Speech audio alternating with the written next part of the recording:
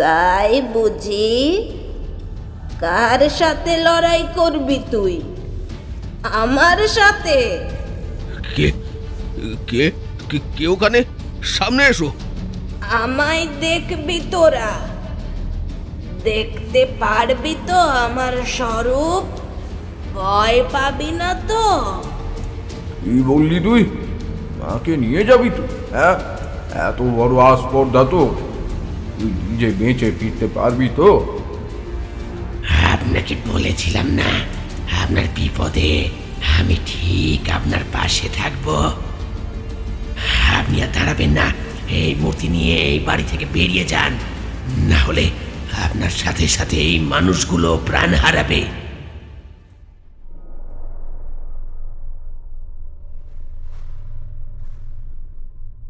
Hello everyone, আমি শ্রীরূপ রয়েছি তোমাদের সঙ্গে, and welcome to my channel Scary Tales. বিভিন্ন রকম ভয়ের গল্প শুনতে এখনই সাবস্ক্রাইব করো আমার চ্যানেল স্কেরি টেলস। স্কেরি টেলসের আজকের গল্পটা তোমরা যারা শুনছো, তোমরা কে কোথা থেকে শুনছো অবশ্যই আমায় কমেন্ট করে জানাও। স্কেরি টেলসের এর আগের গল্পে আমি একটা প্রশ্ন রেখেছিলাম আর বলেছিলাম যে যারা যারা কমেন্টসে সেই প্রশ্নের সঠিক উত্তর দিতে পারবে আমি পরের গল্পের ইন্ট্রোতে তাদের নাম নেব। সো তোমরা অনেকেই সেই প্রশ্নের উত্তর দিয়েছ। আমি তাদের মধ্যে থেকে যারা সঠিক উত্তর দিয়েছ তাদের নাম মেনশন করছি।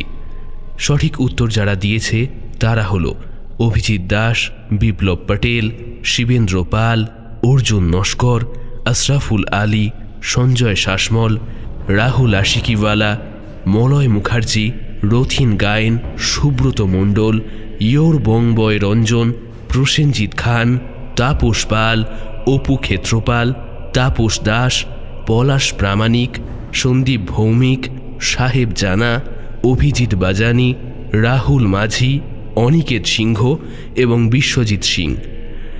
তোমাদের আগের গল্পে প্রশ্ন রাখা হয়েছিল যে ধূপগুড়ি জঙ্গলের পিশাচিনীর হাতে সবার আগে কাদের মৃত্যু হয়। তো দেখলাম অনেকে তোমরা উত্তরে লিখেছ যে বজ্রধর তান্ত্রিকের নাকি আগে মৃত্যু ঘটেছিল, কিন্তু এই উত্তরটা সঠিক উত্তর নয়। তার কারণ বজ্রধর তান্ত্রিক কাইন্ড অফ ওই পিশাচিনীর সাধনায় নিজের লাইফটা স্যাক্রিফাইস করেছিল। আনফর্চুনেট ডেথ বলতে যা বোঝায় সেটা তার ক্ষেত্রে অন্তত হয়নি। তো সেই জন্য যারা বজ্রধর তান্ত্রিকের নাম লিখেছ আমি তাদের উত্তর নিইনি। আশা করি তোমরা বুঝতে পেরেছ। তোমরা যারা আজকের গল্প শুনছো অবশ্যই কিন্তু প্রত্যেকে আমায় ইনস্টাগ্রামে ফলো করে এসো। আমার ইনস্টা আইডি ভিডিওর স্ক্রিনে দেওয়া রইল, সবাই যাও আর আমায় ইনস্টাগ্রামে ফলো করো। আর এছাড়া চাইলে আমায় ইনস্টাগ্রামে মেসেজও করতে পারো, বেশিরভাগ সময় অ্যাক্টিভই থাকি। সো সেখানে আমরা একসঙ্গে আড্ডা মারতে পারবো।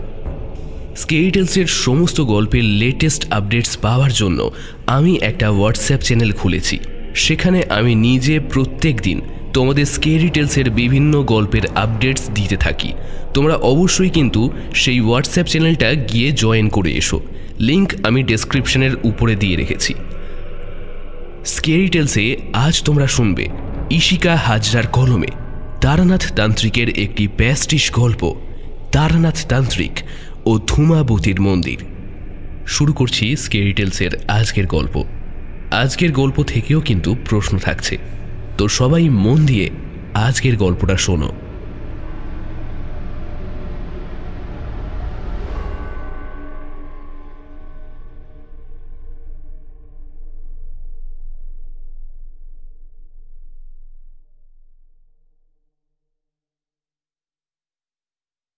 এইসব কি রান্না করেছো মাসি? তুমি জানো না আমি খাই না সব। কেন গো খোকা, আমার করা রান্না পছন্দ হয়নি বুঝি তোমার? তা মা কিন্তু এই প্রসাদই গ্রহণ করেন, আর তুমি কিনা মায়ের প্রসাদ গ্রহণে মানা করছো। মা যে অসন্তুষ্ট হবেন। হিস হিসে গলায় কথাগুলো শুনে স্বপনবাবুর বুকের ভিতর একটা শীতল বাতাস বয়ে গেল। উনি স্তব্ধ হয়ে খাবারের থালার দিকে একভাবে চেয়ে রইলেন। উনি ব্রাহ্মণ মানুষ, মাছ মাংস কোনোদিন ছুঁয়েও দেখেননি, কিন্তু আজ সেখানেই তার খাবার থালায় হাড়যুক্ত মাংস রাখা হয়েছে। তবে মাংসটা যে কার বা কিসের তা উনি ভালো করেই জানেন। তার উপর ওনার স্ত্রী মোহিনী 2 দিন হলো বাড়িতে নেই। তবে সে যে আর কোনোদিনই ফিরবে না সেটাও উনি ভালো করেই জানেন। ওনার চোখ চলে যায় ঘরের সামনে রাখা ধূসর দেবী মূর্তির দিকে, আর সঙ্গে সঙ্গে একটা চোরা আতঙ্ক বয়ে যায় বুকের মধ্যে। মোহিনীকে মাতুমাসি এই মূর্তিটা দিয়েছিল পুজো করার জন্য, আর মোহিনীও ভালো মনে মূর্তিটা বাড়িতে এনে প্রতিষ্ঠা করে। নিজের মতো সকাল সন্ধে সে পূজার্চনা করত। হুট করে এরকম অচেনা দেবী মূর্তির পুজো করার জন্য স্বপনবাবুর মন সায় দেয়নি। বারবার মোহিনী দেবীকেও সে কথা বুঝিয়েছিলেন, তবে ফলাফল নিতান্তই শূন্য। তিনি নিজের জেদ বজায় রেখে সকাল সন্ধে নিজের মতোই পুজো করতেন। আর এই মাতুমাসি মহিলাটিকেও কেমন যেন একটা ধাঁধা মনে হয় ওনার। এক্ষেত্রে এই মাতুমাসিকে বাড়িতে মোহিনী নিজেই এনেছিল। বাড়িতে হুট করে এরকম অচেনা অজানা মানুষকে আশ্রয় দেওয়া নিয়েও ওনাদের মধ্যে বেশ কথা কাটাকাটি হয়েছিল। তবে সেখানেও স্বপনবাবু বিশেষ সুবিধা করে উঠতে পারেননি। আর তাই হয়তো আজ মোহিনীর অনুপস্থিতিতে মাতুমাসি তার সামনে খাবার নিয়ে বসে আছেন। স্বপনবাবু জানেন এই সব কিছুর পিছনে ওই মাতুমাসির হাত রয়েছে। আর এই কথা মনে হবার সঙ্গে সঙ্গে প্রচণ্ড রাগে সামনে রাখা খাবার 2 হাতে উল্টে দিয়ে যেই কিছু একটা বলতে যাবেন, তার আগেই সামনে বসে থাকা মাতুমাসি ক্ষিপ্র গতিতে ওনার হাত বাড়িয়ে দেন স্বপনবাবুর বুকের দিকে। আর পরক্ষণেই স্বপনবাবু আর্ত চিৎকার করে বুকে হাত দিয়ে লুটিয়ে পড়েন মাটিতে। তখনও বৃদ্ধা মাতুমাসির মুখে খেলে যাচ্ছে পৈশাচিক একটা হাসি, আর ওনার ডান হাতের মুঠোর মধ্যে ধরা রয়েছে রক্তে মাখা একটা বস্তু। আর সেই সাথে স্বপনবাবুর বাম বুকের ওপরটা গর্ত হয়ে গিয়ে সেখান থেকে রক্তের স্রোত নেমে এসে মেঝেটা ক্রমশ রক্তবর্ণ করে তুলেছে। ওনার বিস্ফারিত কষ্টমাখা চোখ দুটো তখনও খোলা।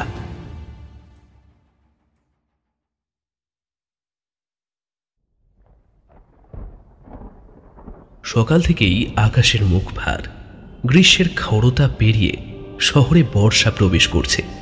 তাই না বলে কয়ে কোন মুহূর্তে যে বৃষ্টি চলে আসে সেটা বলা বড় মুশকিল। তবে ঝড় বৃষ্টি যাই আসুক না কেন, ছুটির দিনে ঠাকুর মশাইয়ের বাড়িতে না গেলে আর ওনার কাছ থেকে গল্প না শুনলে সারা সপ্তাহের কাজ করার রসদ ঠিকঠাকভাবে সংগ্রহ করা হয় না। তাই সেই রসদ জোগাড়ের জন্য আমি আর কিশোরী পুরনো রাস্তা ধরে তারানাথের বাড়ির দিকে হেঁটে চলেছি। এই ঠাকুর মশাইয়ের জন্য পাশিংশটা নিয়েছো তো? হ্যাঁ, সেটা আবার বলা যায় নাকি?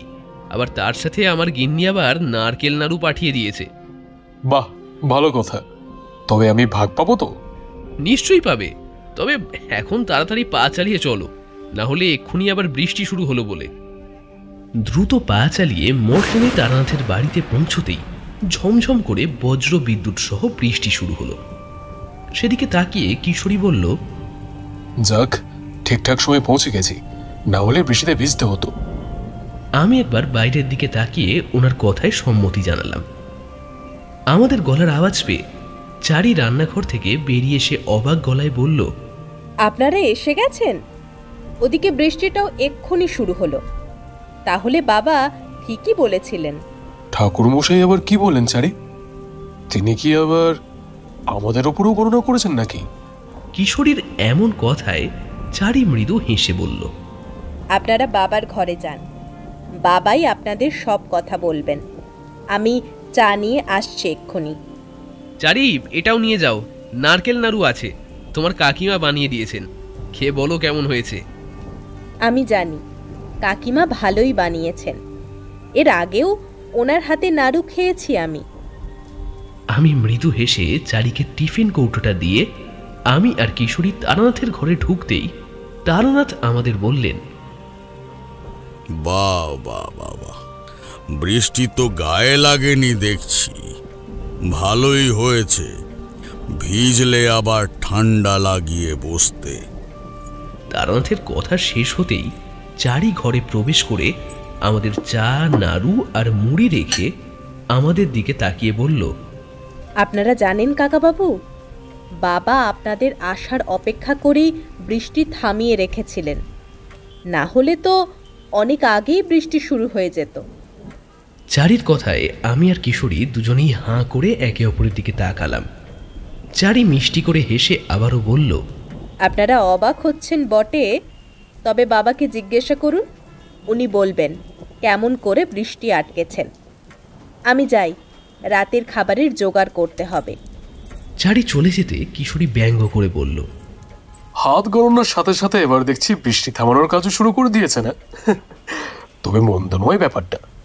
আমাদের অফিসে যাবার সময় কিশোরীর এই সমস্ত কথাবার্তায় তারানাথ যে কোনো মুহূর্তে রেগে যেতে পারে সেটা ভেবেই আমি ওকে থামিয়ে দিয়ে বললাম, কি ব্যাপার বলুন তো, সত্যি কি এরকম সম্ভব? না মানে দেখুন, এটা তো একটা প্রাকৃতিক বিষয়। আমার কথা যে তোমরা বিশ্বাস করবে না সে আমি জানি, আর সত্যি কথা বলতে কি, এই প্রকৃতির নিয়ম নিজের মতো করে চালানোর ক্ষমতাও আমার হাতে নেই, তবে মানুষের কল্যাণের জন্য। তারানাথের কথা শেষ হওয়ার আগেই পাশের বাড়ি থেকে শঙ্খ আর কাঁসরের ধ্বনি ভেসে আসতে লাগলো। সেই সাথে ভেসে এলো মানুষজনের উলুধ্বনি। আমি খানিক কৌতূহলবশত জিজ্ঞেস করলাম, পাশের বাড়িতে পুজো হচ্ছে কিনা। তারানাথ বেশ গম্ভীর স্বরে বলল,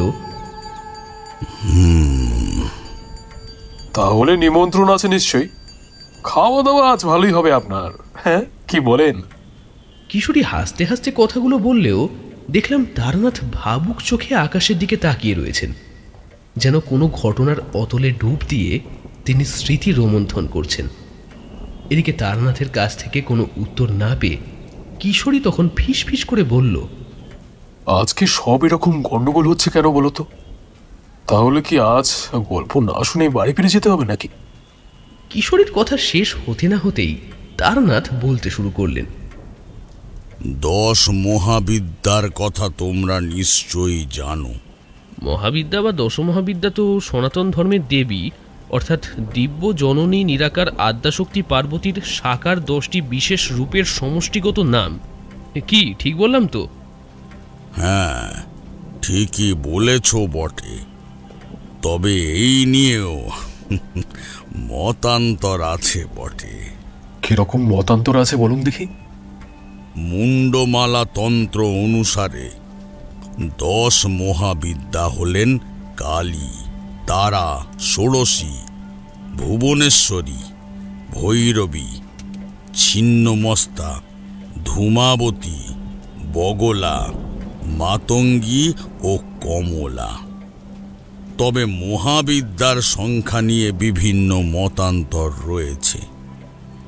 কোনো কোনো ক্ষেত্রে দুর্গা, কামাখ্যা ও অন্নপূর্ণা এই 3 দেবীকে একত্রে মহাবিদ্যা বলা হয়েছে।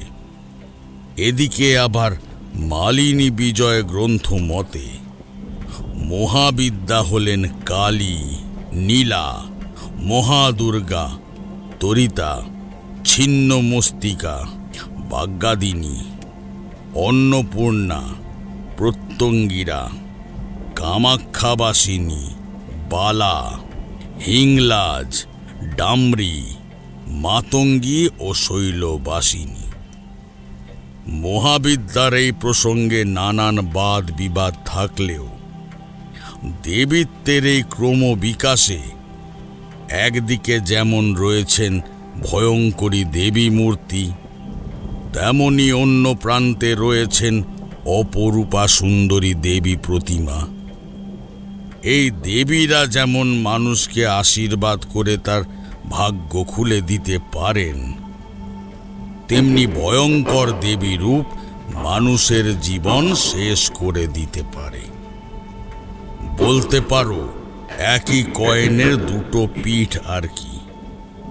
তাই দশ মহাবিদ্যা দেবীদের নিয়ে কোনো ঘটনা আছে নাকি? না মানে আপনি হঠাৎ করে দেবীদের নিয়ে আলোচনা শুরু করলেন, তাই বললাম আর কি। আসলে দেবদেবী বলতে আমাদের জ্ঞান খুবই সীমিত, তাই আপনার কাছ থেকে যখন এত কিছু নতুন নতুন তথ্য পাই বেশ রোমাঞ্চ লাগে আমাদের। এসব ঘটনায় তোমাদের মনে রোমাঞ্চ অনুভব হয় ঠিকই, কিন্তু আমার মনে ভয়ের সঞ্চার করে। কারণ এই কঠিন পরিস্থিতি যে কতটা ভয়াবহ ছিল তা কেবল আমি আর যারা সাক্ষী ছিল তারাই জানি।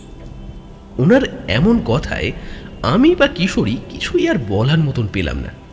মনে মনে ভাবলাম আজ হয়তো আর কোনো গল্পই কপালে জুটবে না। তাই এক প্রকার বিষণ্ণ মন নিয়ে একে অপরের দিকে তাকাতেই আমাদের কানে এলো, আমার পাসিং শোটা এনেছো নাকি ভুলে গেছো? ওনার কথায় আমি ছটফট পকেট থেকে পাসিং শোটা বের করে ওনার হাতে দিতেই উনি সেটা জ্বালিয়ে এক নিঃশ্বাসে বেশ খানিকটা ধোঁয়া ছেড়ে বলতে শুরু করলেন,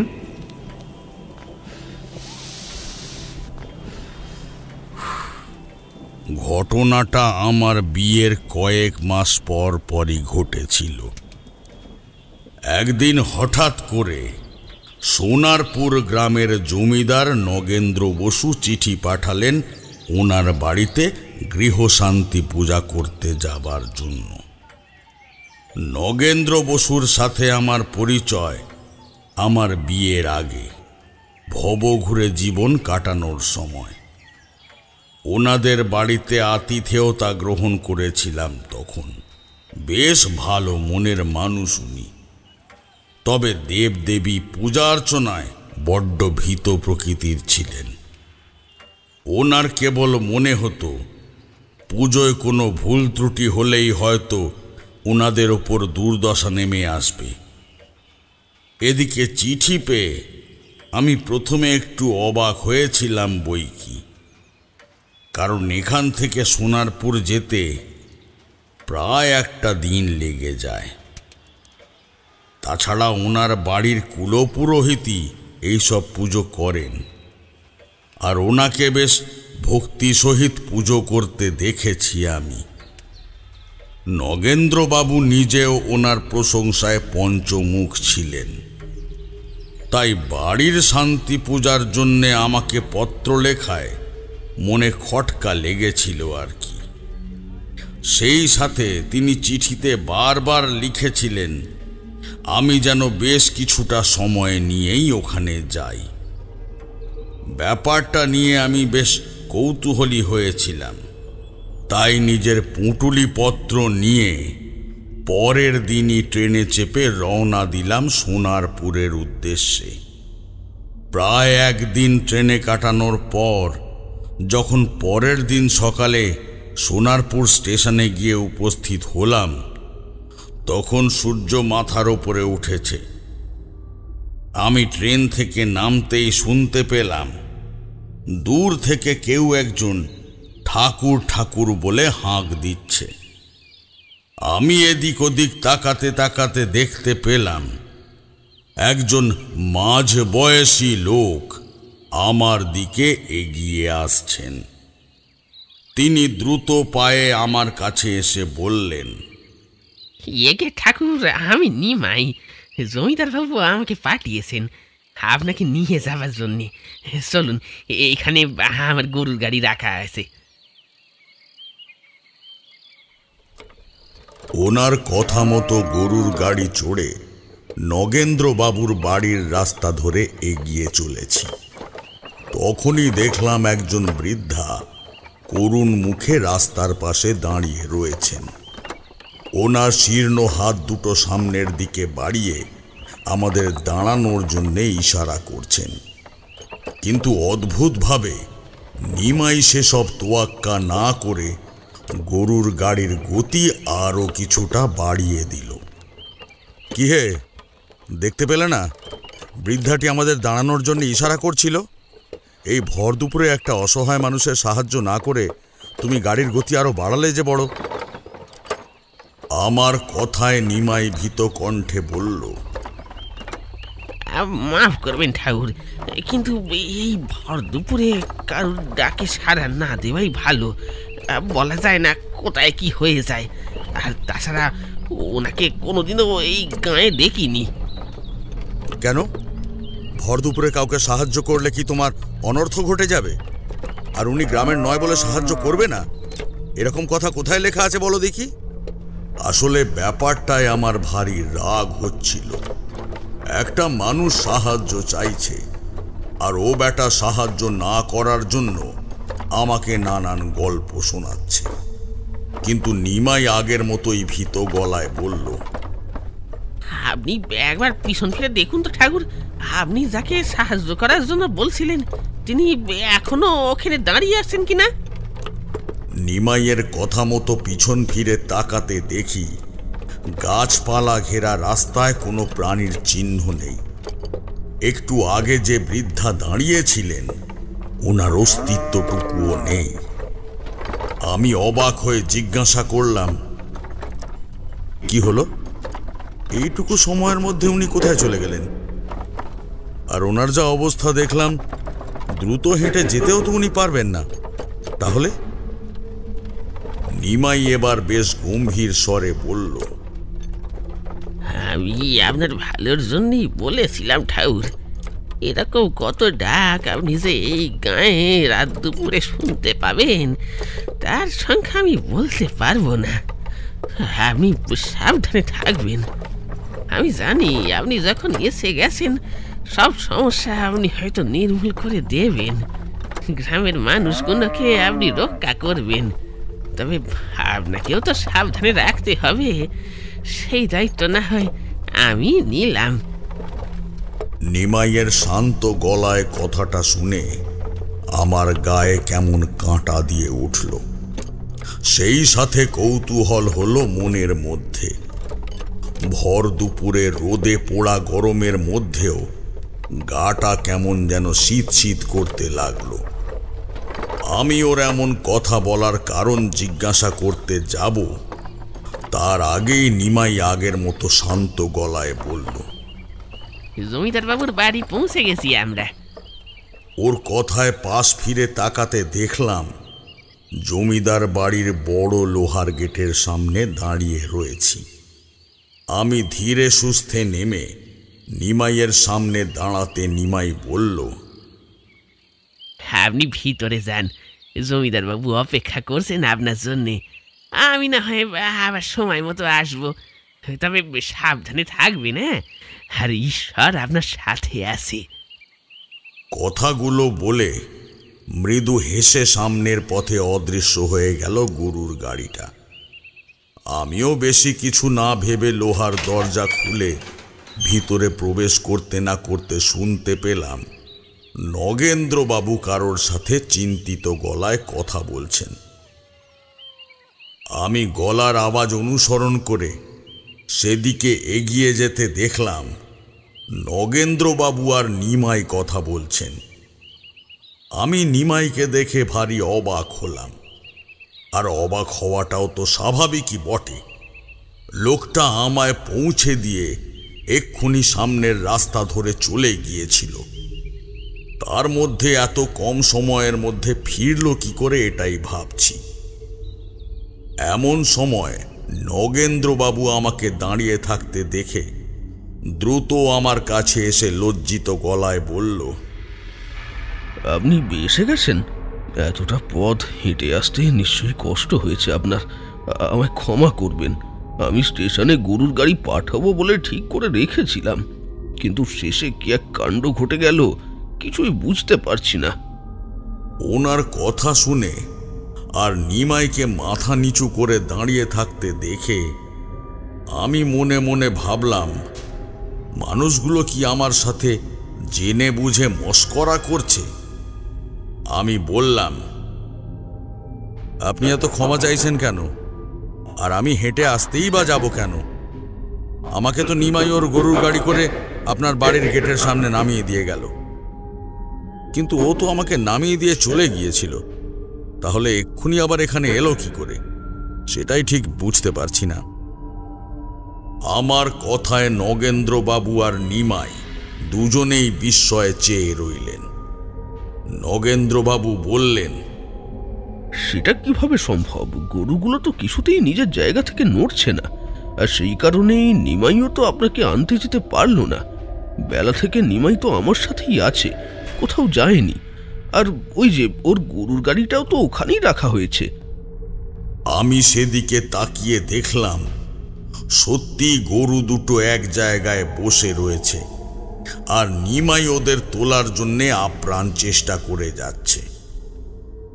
তাহলে আপনি কার গরুর গাড়ি করে এলেন ঠাকুর? সত্যি কথা বলতে সেই সময় আমি নিজেও হতভম্ব হয়ে গেছি। যে নিমাইয়ের গাড়ি করে আমি স্টেশন থেকে জমিদার বাড়িতে এসে পৌঁছালাম, সেখানে গিয়ে জানতে পারছি সেই নিমাই নাকি আমাকে আনতেই যায়নি। আমার এই ভাবনা আরো কত দূর গড়া তো জানি না, তবে তার আগেই নগেন্দ্রবাবুর স্ত্রী সন্ধ্যা দেবী এসে আমায় প্রণাম করে নগেন্দ্রবাবুর উদ্দেশ্যে বললেন, বলি, আপনার কি আক্কেল জ্ঞান হারিয়েছেন? মানুষটা অত দূর থেকে এখানে এসেছেন, আর আপনি ওনাকে বাড়িতে না নিয়ে গিয়ে এখানে দাঁড় করিয়ে রেখেছেন। তারপর আমার দিকে তাকিয়ে করজোড় করে বললেন, বাবা, ক্ষমা করবেন, অনেকটা পথ এসেছেন, চলুন হাত মুখ ধুয়ে কিছু খেয়ে নেবেন। মাথার মধ্যে তখন অনেক কিছু চললেও আর দ্বিমত করলাম না। স্নান সেরে দুপুরের এলাহি আহার গ্রহণ করার সময় নগেন্দ্রবাবুকে কেমন আমি একটু উসখুস করতে দেখলাম। কি ব্যাপার, কোনো সমস্যা হয়েছে? আমার কথায় যেন উনি চমকে উঠলেন। তারপর মাথা নেড়ে না বলে আবার খাবারে মনোনিবেশ করলেন। উনি ওই মুহূর্তে না বললেও আমি ভালো করে বুঝতে পারছিলাম বেশ বড় কোনো সমস্যা হয়েছে। এদিকে দুপুরের আহার শেষ করে জমিদার বাড়ির বারান্দায় এসে আমি আর নগেন্দ্রবাবু বসলাম। ওনার মুখে তখনও চিন্তার ছাপ রয়েছে। ওনাকে ভাবুক হয়ে বসে থাকতে দেখে আমি জিজ্ঞাসা করলাম, কি ব্যাপার বলুন তো, আপনাকে বড় চিন্তিত দেখাচ্ছে। কিছু কি হয়েছে? তাছাড়া গৃহশান্তির পুজোর জন্য আমাকে চিঠি লিখলেন, না মানে এগুলো তো সবই আপনার কুলপুরোহিত করেন, তা তিনি কি এখন নেই এখানে? আমার কথায় ওনার মুখে চিন্তার সাথে সাথে দুঃখের ছাপটাও স্পষ্ট হলো। উনি বললেন, আমাদের কুলপুরোহিত আর নেই, উনি মারা গেছেন। কি? কিভাবে হলো? ওই দেবীর হাতেই মরেছেন উনি। দেবীর হাতে? কোন দেবীর কথা বলছেন আপনি? আর উনি কিসের জন্যই ওনাকে মারবেন? নগেন্দ্রবাবু এবার উত্তেজিত হয়ে বললেন, শুধু ওনাকে নয়, গ্রামের আরো কতগুলো মানুষ ওই দেবীর হাতে প্রাণ হারিয়েছেন। ওনাকে শান্ত না করা হলে উনি একের পর এক মানুষের প্রাণ নিয়ে নেবেন। আমি অনেক সাধু সন্ন্যাসী নিয়ে শান্তি পূজার চেষ্টাও করেছি, কিন্তু কিছুতেই কিছু হয়নি। বরং সময়ের সাথে সাথে আরো দুঃসময় আমাদের গ্রামের ওপর ঘনিয়ে এসেছে। তাই শেষ পর্যন্ত আর কোনো উপায় না পেয়ে আমি আপনার কাছে চিঠি পাঠিয়েছি। আমি জানি আপনি ঠিক আমাদের সাহায্য করবেন। এই অন্ধকার মৃত্যুর হাতছানি থেকে আমাদেরকে দয়া করে উদ্ধার করুন, আমাদের বাঁচান ঠাকুর মশাই। ঠিক আছে ঠিক আছে, সবই তো বুঝলাম, কিন্তু ব্যাপারটা শুরু থেকে না বললে আমি যে কিছু করতে পারবো না। আর কোন দেবীর কথা বলছেন আপনি? আমি জানি না ওই দেবী কে, কিন্তু ওই দেবী নিজের মতো পুজো না পেলেই মৃত্যু ডেকে আনেন। কুলপুরোহিত আমায় বলেছিলেন ওনার বাড়িতে সেই দেবীর মূর্তি রয়েছে। ওনার স্ত্রী দেবী মূর্তিকে নিজের বাড়িতে প্রতিষ্ঠা করে নিজের মতো পূজা অর্চনা করছিলেন, কিন্তু তারপরেই ওনার স্ত্রী নিখোঁজ হয়ে যান। আর কিছুদিন পরেই ওনার হৃৎপিণ্ডহীন রক্তাক্ত শরীরটা পচা গলা অবস্থায় ওনাদের বাড়িতে পাওয়া যায়। এছাড়া আরও অনেক ঘটনা ঘটেছে, তবে আমি বিশেষ কাজে মাসখানেকের জন্য শহরে গিয়েছিলাম। 4 দিন আগেই বাড়ি ফিরেছি, আর বাড়ি ফেরার পর এ সমস্ত ঘটনা শুনেই আপনাকে চিঠি লিখে আসার জন্য অনুরোধ করেছি। এবার আপনি বলুন, আমাদের করণীয় কি? সঙ্গে সঙ্গে আমি উত্তর জোগাতে পারলাম না। আসলে ঘটনার শুরু থেকে সবটা জানতে না পারলে আমি যে কোনো সিদ্ধান্ত ঠিকঠাক নিতে পারবো না। আমাকে চুপ করে থাকতে দেখে উনি বোধহয় আমার মনের কথাটা বুঝতে পেরেছিলেন। উনি এবার নরম গলায় বললেন, আপনি একদিন না ঘুমিয়ে এতটা পথ এসেছেন, আর আমাকে দেখুন, আপনাকে বিশ্রামটুকু নিতে না দিয়ে বসিয়ে রেখেছি। আসলে কি বলুন তো, বিপদ তো শুধু আর আমার একার নয়, পুরো গ্রামের বিপদ। তাই মনে বড় ভয় হচ্ছে। তবে আপনি চলে এসেছেন যখন, আমি নিশ্চিন্ত মনে জানি এবার সব ঠিক করে দেবেন আপনি। এখন বরং একটু বিশ্রাম নিন ঠাকুর মশাই। ওনার কথায় আমি মৃদু হাসলাম। সত্যি কথা বলতে, ট্রেনের ঝাঁকুনিতে আর ঘুমহীন রাত কাটানোর পর পেটে খাবার পড়তেই শরীরটা বিশ্রাম চাইছিল। কিন্তু গ্রামের মানুষগুলোর ওপর যে বড় রকমের বিপদ ঘনিয়ে এসেছে, সেটাও বুঝতে আমার কোনো অসুবিধে হলো না। সর্বোপরি আমাকে স্টেশন থেকে এই জমিদার বাড়ি পর্যন্ত কে নিয়ে এলো, সেটাও একটা বড় প্রশ্ন। চলুন আপনাকে অতিথিশালায় পৌঁছে দিই, আপনি একটু ঘুমিয়ে নেবেন। আমাকে অতিথিশালায় পৌঁছে দিয়ে নগেন্দ্রবাবু চলে গেলেন। আমিও বেশি কিছু না ভেবে তক্তপোষে পাতা বিছানায় গা এলিয়ে দিয়ে কিছুক্ষণের মধ্যে ঘুমের দেশে পাড়ি দিলাম। কিছুক্ষণ পরে একটা শব্দে চোখ মেলে দেখি একটা ছোট্ট মেয়ে আমার চারপাশে ঘুরে বেড়াচ্ছে। তার হাতে কুলো আর মশাল, চোখে মুখে কালো রং, চোখ দিয়ে জল পড়ছে, আর অনেকগুলো কাক ওর চারপাশে ঘুরে বেড়াচ্ছে। আমি জিজ্ঞাসা করলাম, কি হয়েছে তোমার? কাঁদছো কেন? নাম কি তোমার? মেয়েটি আমার কথার উত্তর দিল না, বরং আমার সামনে স্থির হয়ে দাঁড়ালো। তার চোখে মুখে হিংস্র ভাব ফুটে উঠেছে। আমি আবার জিজ্ঞাসা করলাম, কি হলো? বলো বলো, কি হয়েছে তোমার? এবারেও উত্তর এলো না, বরং ধীরে ধীরে মেয়েটির শরীর আকারে বড় হতে লাগলো। সেই সাথে শরীরের চামড়া কুঁচকে গিয়ে একজন বৃদ্ধার আকার নিতে লাগলো।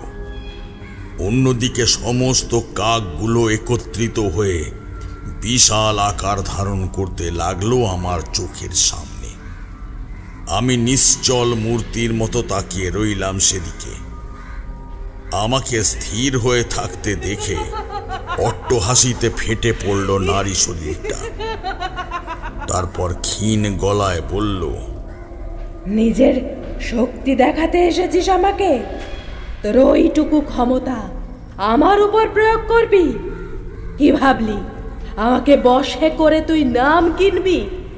না, কখনো না। তুই জানিস না, আমি চাইলে তোর শরীরটা এখনই চিড়ে এই কাকগুলোকে খাওয়াতে পারি। নিজের ভালো চাস তো এক্ষুনি চলে যা।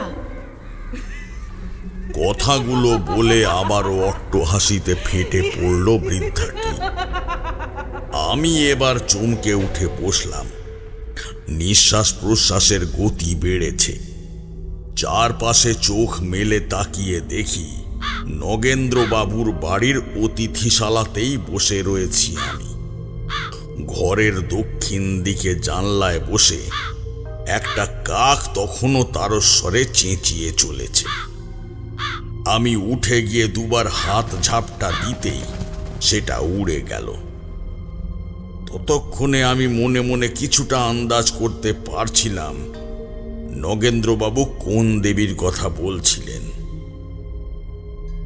বিকেলে নগেন্দ্রবাবুর সাথে গ্রামের চারপাশটা ঘুরে দেখার জন্যে বেরোলাম। এই গ্রামে আগেও এসেছি, তাই কোথায় কি আছে না আছে তা মোটামুটি আমার জানা। রাস্তায় হাঁটতে হাঁটতে দু একজন মানুষের সাথে দেখা হলে নগেন্দ্রবাবু তাদের সাথে হাসি বিনিময় করতে লাগলেন।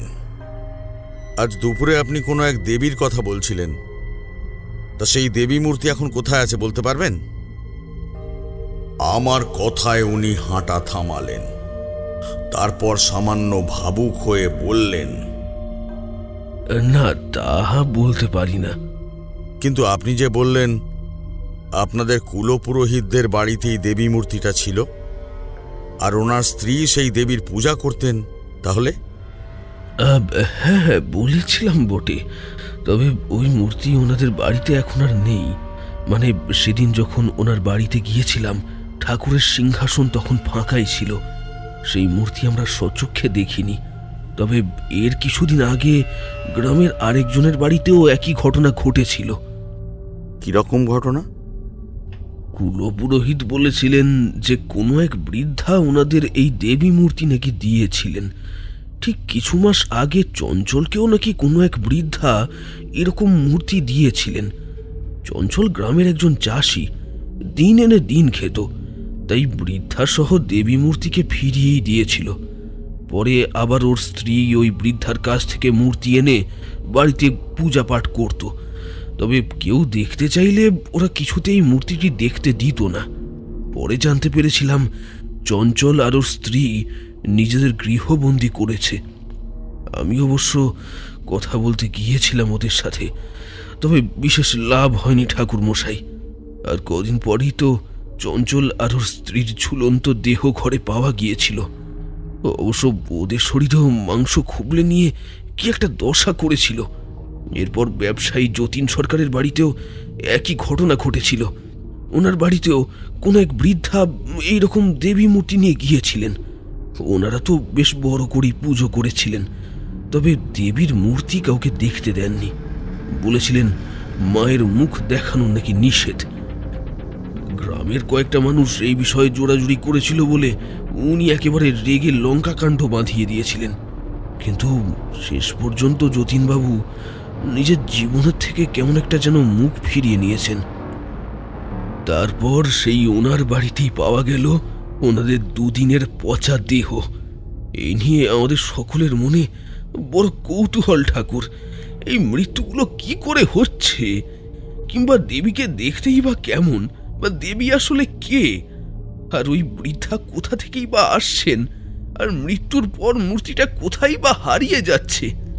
কিন্তু এতদিনে কোনো উত্তরই আমরা পাইনি, আর না তো এই ভয়ঙ্কর রোষ থেকে উদ্ধার পাওয়ার পথ পেয়েছি।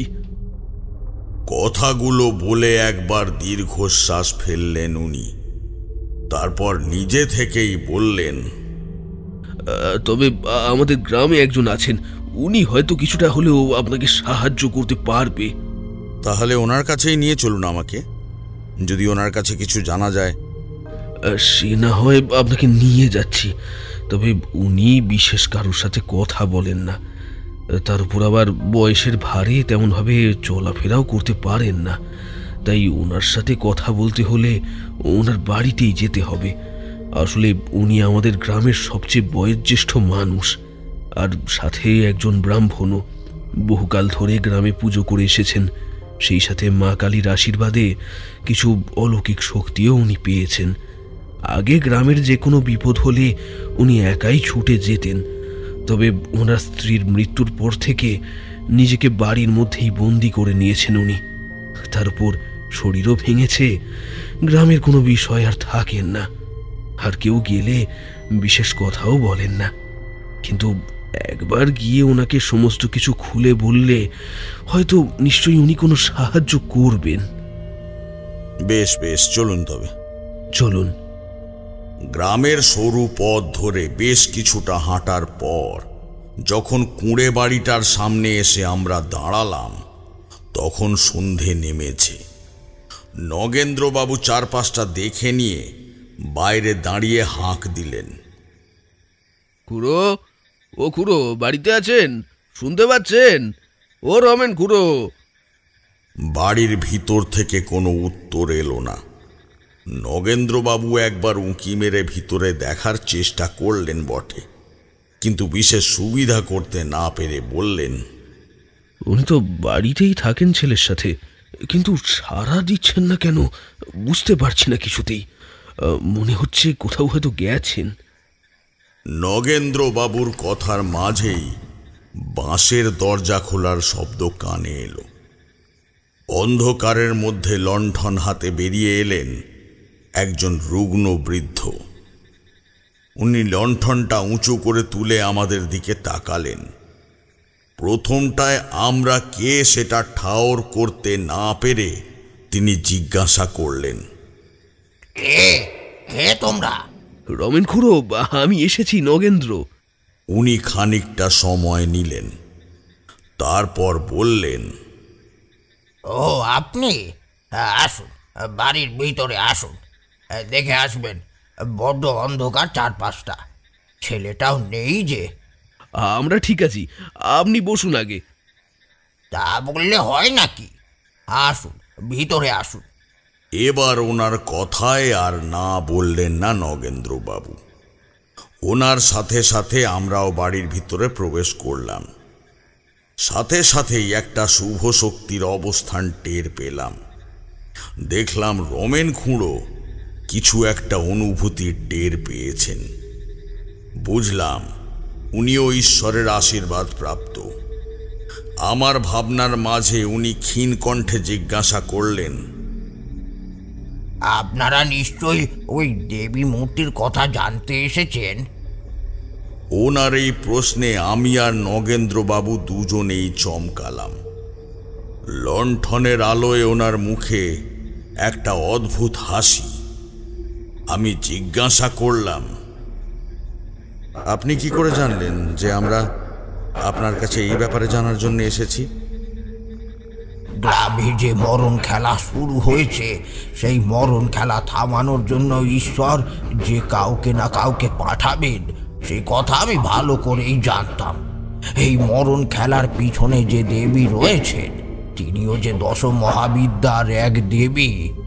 তিনি যদি ধ্বংসে নামেন, তখন সৃষ্টির জন্য তো অপরজনকে যুদ্ধক্ষেত্রে নামতেই হবে। আর সেক্ষেত্রে ঈশ্বর নিজে না এসে আপনাকে দূত করে পাঠিয়েছেন। তাছাড়া আজ দুপুরে যে স্বপ্ন আপনি পেয়েছেন, সেটাকে নিছক স্বপ্ন বলে ধরে নেবেন না। সবটাই কিন্তু ভবিতব্য। আমি যদি খুব ভুল না হই, তাহলে ইনি দেবী ধূমাবতী। কি ঠিক ঠিক বললাম তো আমি? আমার কথায় নগেন্দ্রবাবু অস্ফুট স্বরে বললেন, দেবী ধূমাবতী? কিন্তু এরকম কোনো দেবী তো আমাদের গ্রামে পূজিত হন না। তাহলে? দেখলাম বৃদ্ধের মুখে বিষণ্ণ হাসিটা আরো খানিকটা বাড়ল। সেই সাথে উনি বললেন, আমি জানতাম এরকম একটা ঘটনা ঘটবে। ওই মন্দিরের দরজা খোলা মানেই যে মৃত্যুকে স্বয়ং আহ্বান করা। তার মানে আপনি জানেন এই দেবীর কথা? কিন্তু নগেন্দ্রবাবু যে বলছেন এই গ্রামে এই দেবীর পূজা হয় না। এখন হয় না ঠিকই, তবে বহু বছর আগে কালিকা বলে একজন কাপালিক এই গ্রামের শেষ প্রান্তে বটঝুড়ির জঙ্গলে ধূমাবতী দেবীর মন্দির প্রতিষ্ঠা করেছিলেন। সত্যি কথা বলতে, এই দেবীকে সাধারণ মানুষ পুজো পাঠ করতে পারে না। হিন্দু ধর্মে এই দেবী অশুভর প্রতীক। উনি স্থানে স্থানে অশুভ শক্তি বয়ে আনেন। কিন্তু ওই মন্দির যে বহুকাল ধরে বন্ধ হয়ে পড়ে রয়েছে খুড়ো, সাথে মানুষ ভয়ে ওই জঙ্গলের বেশি গভীরেও যায় না, শুধু সামনে থেকে কাঠ কেটে নিয়ে চলে আসে। তাহলে জঙ্গলের গভীরে গিয়ে ওই মন্দিরের দরজা খুলল কে? বৃদ্ধ মানুষটা একবার দীর্ঘশ্বাস ফেলে বললেন, সেসব আমি জানি না, তবে দেবীকে শান্ত করতে হবে। যেই সুখী দাম্পত্য কিংবা সধবা স্ত্রী ওনাকে পুজো করবেন তাকে নিজের প্রাণ ত্যাগ করতে হবে। তাদের জীবনে দুর্যোগ বয়ে আনবেন উনি। ওনার কথায় ভীত হয়ে নগেন্দ্রবাবু জিজ্ঞাসা করলেন, কি করলে এই দেবী শান্ত হবেন? দিনের পর দিন এই ঘটনা ঘটতে থাকলে গ্রামের মানুষগুলো তো প্রাণ ভয়ে গ্রাম ছাড়বে। তাছাড়া চোখের সামনে ঘটে চলা এই অনাচারগুলো আমি আর বসে বসে দেখতে পারি না। আপনি ব্রাহ্মণ, সেই সাথে এই বিষয়ে আপনি অনেক কিছু জানেন। বলুন না, আমাদের করণীয় কি? আমি তো তারানাথ ঠাকুরকেও চিঠি পাঠিয়ে এখানে ডেকেছি আমাদের এই বিপদ থেকে রক্ষা করার জন্য। আমার অবস্থা তোমরা দেখতেই পাচ্ছ। না পারি ঠিক করে চলতে, না তো দেখতে পাই। তাই হাতে পায়ে কোনো সাহায্য আমি তোমাদের করতে পারবো না। তবে হ্যাঁ, ওই দেবীর মূর্তিটা খুঁজে পেলে তাকে পুজো করে ওই মন্দিরে আবার বন্ধ করার উপায় বলতে পারি। কিন্তু সেই দেবী মূর্তি কোথায় পাবো আমরা? আচ্ছা, ওই মূর্তি কি এখনো মন্দিরে আছে? তাহলে ওখানে গিয়েই তো পুজো করলে সব সমস্যার সমাধান হয়ে যায়। আমার মনে হয় না আপনি ওখানে গেলে এখন সেই মূর্তি পাবেন বলে। বৃদ্ধা রূপধারী নিজের মূর্তি এখন হয়তো অন্য কোনো গৃহস্থদের হাতে তুলে দিয়েছে, আর ওই দেবী মূর্তি এখন হয়তো সেই বাড়িতে পূজিত হচ্ছেন। আর কয়েকটা দিনের মধ্যেই সেই বাড়িতে নেমে আসবে অশান্তি, অশুভ শক্তি, রোগ আর দুর্ভাগ্য। কিংবা এতদিনে হয়তো তাদেরকে অশুভ শক্তি জড়িয়েও ধরেছে। ওনার কথায় নগেন্দ্রবাবুর মুখে ভয়ের ছাপ আরো গাঢ় হল। আমি বললাম, বেশ, আপনি চিন্তা করবেন না নগেন্দ্রবাবু। আপনি যেই কাজে আমায় এখানে ডেকেছেন সেই কাজ সুষ্ঠুভাবে সম্পন্ন করেই আমি বাড়ি ফিরব। তাই সে কাজ সম্পন্ন করতে হলে সর্বপ্রথম দেবী মূর্তিকে খুঁজে বের করতে হবে। কথাগুলো বলে তারানাথ একটু থামতে কিশোরী জিজ্ঞাসা করল, দশমহাবিদ্যার দেবী ধূমাবতী আসলেই অশুভ? তারানাথ শেষ হয়ে যাওয়া সিগারেটটা নারকেলের মালায় গুঁজে দিয়ে আবার একটা সিগারেট ধরিয়ে বলল, দেবী ধূমাবতীকে নিয়ে নানান মতবাদ আছে। 10 মহাবিদ্যার মধ্যে একমাত্র তিনি ভৈরব রহিতা, স্বয়ং সম্পূর্ণা। তন্ত্র অনুযায়ী দেবী মহামায়া ক্ষুধা কাতর হয়ে মহাদেবকে গ্রাস করলে তার সর্বাঙ্গ ধূমাচ্ছন্ন হয় এবং পুরুষ রহিতা তাঁর এই রূপ ধূমাবতী নামে পরিচিত হয়। তাই 10 মহাবিদ্যার মধ্যে একমাত্র তার রূপকল্পেই আদি মাতৃপরায়ণ তন্ত্রের প্রত্যক্ষ প্রভাব দেখা যায়। কথিত আছে, মহাপ্রলয়ের সময় বিশ্বের সমস্ত পুরুষকে ধ্বংস করে তিনি শূন্যে বিলীন হন। তার এক হাতে থাকে কুলো ও অন্য হাতে বরদা মুদ্রা। সাক্ষাৎ ভয়ের প্রতিমূর্তি তিনি। শ্মশানে মশানে ঘুরে বেড়ানো এই দেবীর বাহন অশ্বহীন রথ অথবা কাকের উপর। অনেক ক্ষেত্রে তাকে আবার কোমল হৃদয় এবং বরদানকারীও বলা হয়, যিনি মহাবিশ্বের চূড়ান্ত জ্ঞান প্রকাশ করেন, যা শুভ ও অশুভের মতো অলিক বিভক্তির বাইরে। তার কুৎসিত রূপ ভক্তকে উপরিভাগের জীবনের অন্তর্নিহিত সত্যগুলি সন্ধান করতে শেখায়। তবে এই দেবীর পূজা বিধবা এবং বিশ্ব ত্যাগকারী এবং তান্ত্রিকদের জন্য। একই দেবীর কত রূপ। আমাদের ক্ষুদ্র পরিসরে আমরা তো কেবল শিব, দুর্গা, কালী এনাদেরই বেশি পুজো করি। তবে অন্য দেবদেবীর পুজোর আগে নিয়মকানুন ভালো করে জেনে নিতে হবে। সে তো নিশ্চয়ই। একটা জিনিসের গভীরে যাবার আগে তো সেই বিষয়ে অক্ষর জ্ঞানটুকু থাকা প্রয়োজন, না হলে যে বিপদে পড়তে হবে। আরে সেসব বিপদের কথা পরে ভাবা যাবে, এখন বলুন তো তারপর কি ঘটেছিল? হ্যাঁ, বলছি। বৃদ্ধার কাছ থেকে বিদায় নিয়ে রাতের অন্ধকারে বাড়ি ফেরার সময় নগেন্দ্রবাবু আমায় বললেন, আমায় ক্ষমা করবেন, আপনি একটা মিথ্যে অজুহাত দিয়ে আপনাকে এখানে ডেকে এনেছি। আমাদের সাথে সাথে আপনার প্রাণের ঝুঁকি বাড়িয়ে দিলাম। আমায় এই কর্মের জন্য আপনি ক্ষমা করবেন। এক সময় বিনা দরকারে আপনি আমায় আপনার বাড়িতে অতিথি সেবা দিয়েছিলেন। সেখানে এই অসময়ে আপনাকে এটুকু সাহায্য করতে পারবো না। আর তাছাড়া আপনাকে আমি কথা দিয়েছি, তাই এই বিপদ দূর না হওয়া পর্যন্ত আমি কোথাও যাব না। তাই বুঝি? কার সাথে লড়াই করবি তুই? আমার সাথে? আমাদের কথার মাঝে অন্ধকারের মধ্যে থেকে খিনখিনে গলায় কথাটা ভেসে আসতে নগেন্দ্রবাবু আর আমি রাস্তার মাঝে দাঁড়িয়ে পড়লাম। কে কে কে ওখানে? সামনে এসো। ওনার কথায় খ্যাঁক খ্যাঁক করে হেসে উঠে বৃদ্ধাটি বলল, আমায় দেখবি তোরা? দেখতে পারবি তো আমার স্বরূপ? ভয় পাবি না তো? কোনো উত্তর দিলাম না আমরা। কিছুক্ষণ পুরো পরিবেশটা অদ্ভুত নিস্তব্ধতায় ভরে গেল। অন্ধকারের ও প্রান্ত থেকে কোনো উত্তর না পেয়ে নগেন্দ্রবাবু বললেন, কেউ কি আমাদের সাথে মজা করছিল? কই, এখন তো আর কেউ কথা বলছে না। আমি ওনার প্রশ্নে উত্তর দিলাম না। বললাম, একটু এগিয়ে গিয়ে দেখলে বোঝা যাবে। চলুন এগিয়ে গিয়ে দেখি। উনি সম্মতি জানিয়ে আমার সাথে হাঁটতে লাগলেন। সামনের দিকে এগিয়ে গেলেও অন্ধকারের মধ্যে কাউকেই চোখে পড়ল না।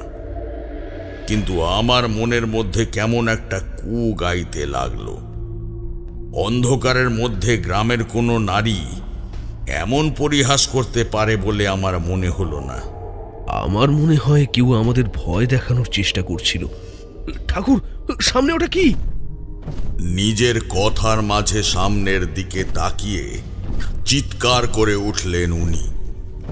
ওনার চিৎকারে সামনের দিকে তাকাতে দেখি বিরাট কাকের ওপর একজন বৃদ্ধা বসে আছেন। তার রুক্ষ চুলগুলো হাওয়ায় উড়ছে। পরনে খুব মলিন সাদা পোশাক, তাও আবার জায়গায় জায়গায় ছেঁড়া। স্বামীহীনা বিধবা বেশ। রোগা জীর্ণ কায়া শরীরটা রাগে ফুঁসে উঠছে বারবার। কোটরে বসে যাওয়া চোখ দুটো যেন জ্বলছে।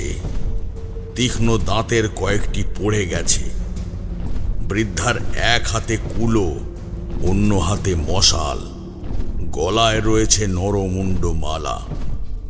এই শীর্ণকায়া দীর্ঘাকার রোগগ্রস্ত ও পাণ্ডুর বর্ণা বৃদ্ধা যে দেবী ধূমাবতী বুঝতে অসুবিধে হলো না। আমি মনের মধ্যে ঈশ্বরকে স্মরণ করে সামনের দিকে এগিয়ে যেতে গেলে বৃদ্ধাটি ক্ষিপ্র গতিতে নিজের মশালটা আমার দিকে ছুঁড়ে দিলেন। দেহবন্ধনী আগে থেকেই করা ছিল, কিন্তু শয়তানের বিরুদ্ধে যেমন লড়াই করা যায়, দেবদেবীদের সাথে কি সেইভাবে লড়াই করা যায়? ওনার শক্তির সামনে নিজেকে দুর্বল মনে হতে লাগলো। বুঝতে পারলাম শরীরের ওপর অন্য এক শক্তির বিস্তার করছে। নিমিষের মধ্যে মনে হতে লাগলো এই পৃথিবীতে আমার বেঁচে থাকার মতো কোনো কিছুই নেই। আমার সমস্ত ইচ্ছা শক্তিও ফুরিয়ে এসেছে। সামনের দিকে তাকাতে দেখলাম মশালটা একেবারে আমার কাছে এসে পড়েছে। আমি চোখ বন্ধ করে নিলাম, যেন মৃত্যুকে আহ্বান করছি। কিন্তু কয়েক মুহূর্ত কেটে গেলেও আমি শরীরে ব্যথা উপলব্ধি না করতে পেরে চোখ খুলে দেখি একজন ভদ্রলোক দাঁড়িয়ে রয়েছেন আমার সামনে। ওনার পায়ের কাছে পড়ে রয়েছে মশালটা। লোকটি আমার দিকে তাকিয়ে মৃদু হাসলেন। আমি এবার অবাক হলাম, কারণ লোকটি নগেন্দ্রবাবুদের কুলপুরোহিত, যিনি মারা গেছেন। অন্যদিকে সেই বৃদ্ধার সর্বাঙ্গ তখন রাগে ফুঁসছে, শরীর থেকে নির্গত হচ্ছে আগুনের স্ফুলিঙ্গ। উনি আবারও আগুনের গোলা ছুঁড়ে দিলেন আমাদের দিকে, কিন্তু এবারেও অদৃশ্য দেওয়ালে ধাক্কা লেগে সেটাও বাতাসের মধ্যে মিলিয়ে গেল। আমি লক্ষ্য করলাম আমাদেরকে কেন্দ্র করে একটা নীল অবয়ব গড়ে উঠেছে। সত্যি কথা বলতে তখন আমার বোধ বুদ্ধি সবটা লোপ পেয়েছে। আমি নিশ্চল মূর্তির মতো কেবল চেয়ে রইলাম সামনের দিকে। ধীরে ধীরে আমার চোখের সামনে থেকে সবটা কেমন ধোঁয়ার মতো মিলিয়ে যেতে লাগলো। সামনে কাকের ওপর বসা বৃদ্ধা কিংবা কুলপুরোহিত সবাই অদৃশ্য হতে লাগলো চোখের সামনে। আরো কতক্ষণ যে ওইভাবে দাঁড়িয়েছিলাম মনে নেই। ধ্যান ভাঙল নগেন্দ্রবাবুর ডাকে। উনি বিচলিত কণ্ঠে জিজ্ঞাসা করলেন, ঠাকুর, আপনি ঠিক আছেন তো? আপনার কিছু হয়নি তো? আমি মাথা নেড়ে না বোঝালাম। একটু আগের ঘটনাটা তখনও মাথার মধ্যে ঘুরপাক খাচ্ছে, সেই সাথে শরীরটাও কেমন অবশ লাগছিল। আমি আর দাঁড়াতে না পেরে বললাম, আমায় ধরে নিয়ে যাবেন, শরীরটা সায় দিচ্ছে না কিছুতেই। নগেন্দ্রবাবু আমার দিকে তাকিয়ে মাথা নাড়লেন। আমার চোখ মুখ দেখে হয়তো আমার অন্তরের কথাও বুঝতে পেরেছিলেন। উনি আমায় ধরে নিয়ে বাড়ি পৌঁছে কিভাবে যে অতিথিশালার ঘরে শুইয়ে দিয়ে গিয়েছিলেন সেসব আমার কিছুই মনে নেই।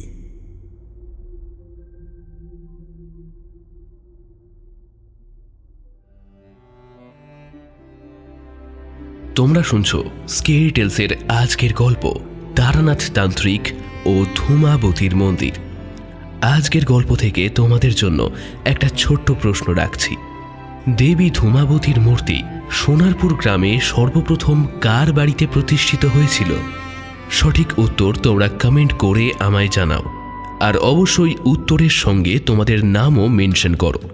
যাদের উত্তর সঠিক হবে পরের গল্পের ইন্ট্রোতে আমি তাদের নাম মেনশন করব। আজকের গল্পটা এতদূর যদি তোমাদের ভালো লেগে থাকে তাহলে অবশ্যই ভিডিওটাকে লাইক করো এবং সবার সাথে আজকের গল্পটা শেয়ার করো। আর স্কেরি টেলসকে এখনও যদি সাবস্ক্রাইব না করে থাকো তাহলে চটপট সাবস্ক্রাইব করে নাও।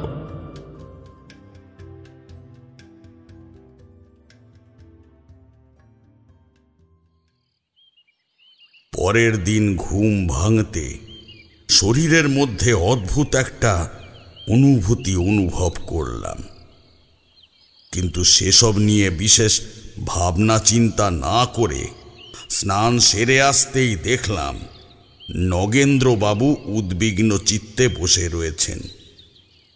আমাকে দেখে উনি উত্তেজিত গলায় বললেন, আপনার শরীর ঠিক আছে তো এখন? হ্যাঁ, আমি ঠিক আছি, কিন্তু কাল রাতে ঠিক কি হয়েছিল বলবেন আমায়? আমি কিছুতেই মনে করতে পারছি না। সমস্তটা কেমন যেন ধোঁয়াশা হয়ে যাচ্ছে। কাল বাড়ি ফেরার পথে ওই ডাক শুনে কে আছে দেখার জন্য আপনি এগিয়ে গেলেন, তারপর তো হঠাৎ মূর্তির মতো চুপ করে আপনি সামনের দিকে তাকিয়ে দাঁড়িয়ে পড়লেন। এদিকে আমি গিয়ে ডাকতেই কেমন একটা শান্ত গলায় বললেন আপনাকে ধরে নিয়ে বাড়ি ফিরতে, আর তারপরই তো বাড়ি এসে ঘুমিয়ে পড়লেন। রাতে খাবার জন্য কত করে ডাকলাম, কিন্তু আপনি তো উঠলেনই না। ওনার কথায় বুঝলাম কাল বাড়ি ফেরার পথে যা কিছু ঘটেছে তার কোনোটাই উনি টের পাননি, বা যেটুকু দেখেছেন সবটাই ভুলে গেছেন। একদিকে ভালোই হয়েছে, দেবীর উগ্র মূর্তি দেখে এমনি উনি ভয় পেয়েছিলেন।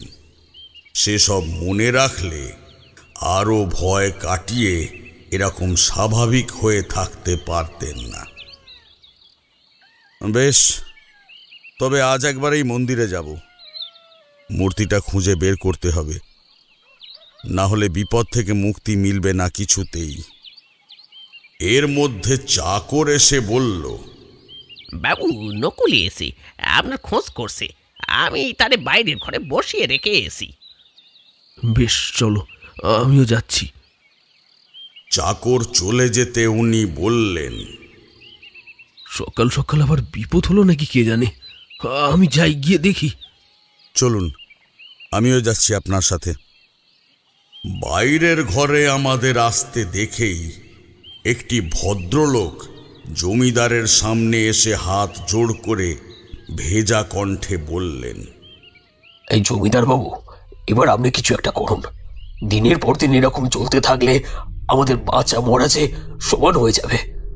দয়া করে কিছু একটা করুন আপনি। এ কি নকুল, কান্নাকাটি করছো কেন? কি হয়েছে?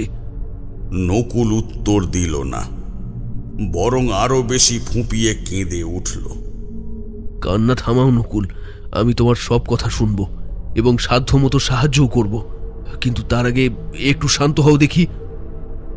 নগেন্দ্রর কথায় নকুল শান্ত হয়ে মেঝেতে বসল।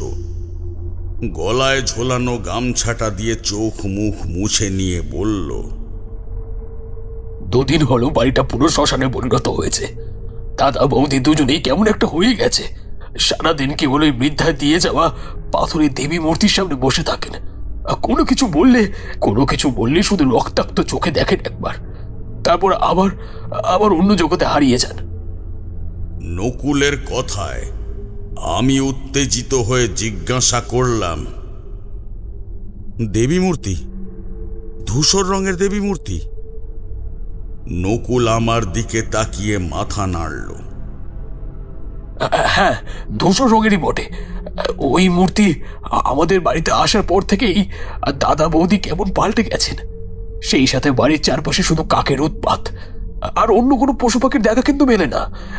এগুলো তো তাও ঠিক ছিল, কিন্তু কাল রাতে যে ঘটনাটা ঘটলো, ভাবলেই আমার বুক কেঁপে উঠছে। কি হয়েছে কাল রাতে? তোমার দাদা বৌদি ঠিক আছেন তো? ঠিক আছে বলতে ওরা শুধু প্রাণে বেঁচে আছে, ওদের জ্ঞান বুদ্ধি লোপ পেয়েছে। কাল রাত থেকে তো ওরা নিজের হাত কেটে ওই দেবীকে রক্ত উৎসর্গ করেছে, আর ওদের ওই কাজে মতন দিচ্ছে ওই বুড়িটা। জানি না বৌদি ওনাকে কোথা থেকে বাড়িতে নিয়ে এসেছেন, আর বৃদ্ধার দেওয়া মূর্তিটা নিয়ে এত কাণ্ড। আমি শহর থেকে ফিরে এসে দেখি বাড়ির এই অবস্থা। আর এরকম করে যদি চলতে থাকে তাহলে কোনদিন ওরা বাইরে থেকে কাউকে ধরে বেঁধে নিয়ে এসে নরবলি দেবে, নয়তো নিজেরাই নিজেদের ধরে বলি দিয়ে দেবে। আমি যে ওদের এই অবস্থা দেখতে পারছি না, একদম পারছি না। দাদা বৌদি দুজনে আমাকে বাবা মায়ের ভালোবাসা দিয়ে বড় করেছে। ওরা দুজন ছাড়া আমার কেউ নেই এই পৃথিবীতে। ওদের এই অবস্থা আমি চোখে আর দেখতে পারছি না। আপনি কিছু একটা করুন জমিদার মশাই, কিছু একটা করুন। নগেন্দ্রবাবু কিছু বলার আগেই আমি বললাম, নকুল, তোমার বাড়িতে নিয়ে যাবে আমাদের? আর ওই বৃদ্ধা কি এখনো তোমার বাড়িতে আছেন? না, কাল থেকে ওনাকে দেখতে পাইনি, জানি না কোথায় চলে গেছেন। আর আপনারা আমার বাড়িতে যাবেন? হ্যাঁ, তোমার বাড়িতে। এই বিপদ থেকে মুক্তি পেতে তোমাকে সাহায্য করব নকুল, কিন্তু তার জন্য তোমাদের বাড়িতে যাওয়া প্রয়োজন। আমার কথায় আশ্বাস পেয়ে নকুল চোখ মুখ মুছে উঠে দাঁড়ালো, বলল, চলুন, আর দয়া করে এই বিপদ থেকে আমাদেরকে উদ্ধার করুন। নিশ্চয়ই করব। নকুল মেঠো পথ ধরে আগে আগে হেঁটে চলেছে। আমি আর নগেন্দ্রবাবু ওকে অনুসরণ করে পিছনে পিছনে হাঁটছি। এই মূর্তি পেয়ে গেলেই আমাদের বিপদ অনেকটা কেটে যাবে বলুন। দেখুন, সে কথা বলতে পারি না, কারণ দেবী এত সহজে আবার বন্দী হতে চাইবেন না। উনি ওনার সর্বোচ্চ শক্তি প্রয়োগ করবেন, সমস্ত কিছু নিজের বশে করতে চাইবেন। সেই শক্তি থেকে নিজেদের সুরক্ষা করার জন্যে নিন এই মাদুলিটা ধারণ করুন। আর হ্যাঁ, যাই হয়ে যাক না কেন, এটা নিজের কাছ থেকে একদম আলাদা করবেন না। এই বলে আমার পুঁটলি থেকে একটা মাদুলি বের করে ওনাকে দিলাম। সেই সঙ্গে নকুলকেও একটা মাদুলি দিলাম। দুজনেই গলায় মাদুলিগুলো পরে নিল। বেশ খানিকটা হাঁটার পর যখন নকুলদের বাড়িতে পৌঁছলাম, ওদের বাড়ির চৌকাঠে পা রাখতেই শরীরে কেমন একটা তরঙ্গের অনুভব করলাম। বুঝলাম কোনো এক শক্তি তার ক্ষমতার আধিপত্য বিস্তার করেছে জায়গাটা জুড়ে। সেই জায়গায় অন্য কোনো শক্তির প্রবেশ বড়ই কঠিন। আমি বার কয়েক এগোনোর চেষ্টা করলাম ঠিকই, কিন্তু নিজের জায়গা থেকে এক বিন্দু নড়তে পারলাম না। মনে হলো যেন পিছন থেকে অদৃশ্য দানব আমায় আটকে রেখেছে। এদিকে নকুল আর নগেন্দ্রবাবু বাড়ির ভিতরে চলে গেছেন। আমি পিছনে থাকায় আমাকে হয়তো ওনারা লক্ষ্য করেননি। আমি স্থির হয়ে দাঁড়ালাম। মনে মনে মধুসুন্দরী দেবীকে স্মরণ করলাম, আর সঙ্গে সঙ্গে আমার দেহের ভরটা কেমন হালকা হয়ে গেল। আমি মৃদু হেসে বাড়ির ভিতরে প্রবেশ করলাম। নকুল আঙুল দিয়ে সামনের একটা ঘরের ভেজানো দরজার দিকে নির্দেশ করে বলল, এই যে এই ঘরটায় রয়েছে ওই দেবী মূর্তিটা। দাদা বৌদিও এই ঘরেই আছেন। নকুলের কথায় দরজায় আলতো টোকা দিতেই শব্দ করে দরজাটা খুলে গেল। সেই সাথে ধুনোর ধোঁয়ার গন্ধ নাকে এসে ঝাপটা দিল। খোলা দরজা দিয়ে ঘরের ভিতরে প্রবেশ করতে দেখলাম ধূসর বর্ণের মাঝারি আকৃতির একটা দেবী মূর্তির সামনে মাথা নিচু করে বসে আছেন দুজন নরনারী। তাদের পরনের পোশাকগুলো ছাইয়ে ভর্তি। মাথার চুলগুলো রুক্ষ শুষ্ক, চোখগুলো রক্তিম বর্ণের হয়ে গেছে। আমাদের ভিতরে প্রবেশ করতে দেখে পুরুষটি হিস হিসে গলায় জিজ্ঞাসা করল, এই চাই এখানে আপনাদের? দাদা উনি। আমি নকুলকে থামিয়ে দিয়ে বললাম, আপনাদের এই দেবী মূর্তিকে তার আসল স্থানে ফিরিয়ে দিয়ে আসতে চাই। সেই কারণেই এই মূর্তিটা আনতে এসেছি। আমার কথায় নারী পুরুষ দুজনেই কিছুক্ষণের জন্যে স্তব্ধ হয়ে মূর্তির দিকে তাকালো। তারপর চোখের নিমিষে বাতাসের মতো আমার সামনে উঠে এসে দাঁতে দাঁত চেপে বলল, কি বললি তুই? মাকে নিয়ে যাবি তুই? হ্যাঁ, এত বড় আসপর্দা তোর? তুই নিজে বেঁচে ফিরতে পারবি তো? এই বলে উনি নিজের শক্ত হাতে আমার গলাটা চেপে ধরলেন। তারপর একই রকম ভাবে ফিস ফিসে গলায় বলতে লাগলেন, মাকে নিয়ে যাবি তুই? হ্যাঁ, আমাদের মাকে নিয়ে যাবি? কই নিয়ে যা দেখি, দেখি তোর ক্ষমতা কত। এই ঘটনায় নকুল আর নগেন্দ্রবাবু দুজনেই বেশ ভয় পেয়েছেন। দুজনেই চিৎকার করছে আমাকে ছেড়ে দেবার জন্যে, কিন্তু সামনের জনের সেই কথাগুলো কানে যাচ্ছে বলে মনে হলো না। এদিকে আমার নিঃশ্বাস প্রশ্বাসও প্রায় বন্ধ হয়ে আসছে।